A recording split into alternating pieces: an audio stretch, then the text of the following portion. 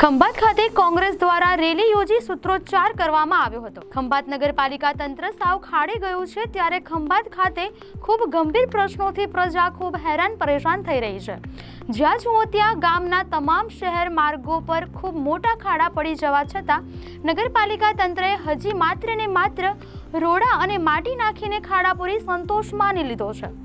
સ્થાનિક આગેવાનોની રજૂઆત કરવા છતાં નગરપાલિકા તંત્ર સાંભળતું જ નથી, કંઈ કામ કરતું જ નથી તેવા આક્ષેપો કોંગ્રેસ દ્વારા કરવામાં આવ્યા હતા।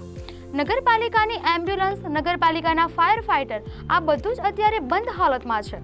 ગામમાં કોઈ ઘટના બને તો નગરપાલિકા પાસે તેને પહોંચી વળવા કોઈ સાધનો ઉપલબ્ધ નથી। ખંભાત કોંગ્રેસના આગેવાનોએ જણાવ્યું હતું કે નગરપાલિકા આવનાર તહેવારોના દિવસોને ધ્યાનમાં લઈને જો વહેલી તકે પ્રજાને પડતી હાલાકી દૂર નહીં કરે તો કોંગ્રેસ પક્ષના આગેવાનો જ્વલંત આંદોલન કરશે તેવી ચીમકી ઉચ્ચારી હતી।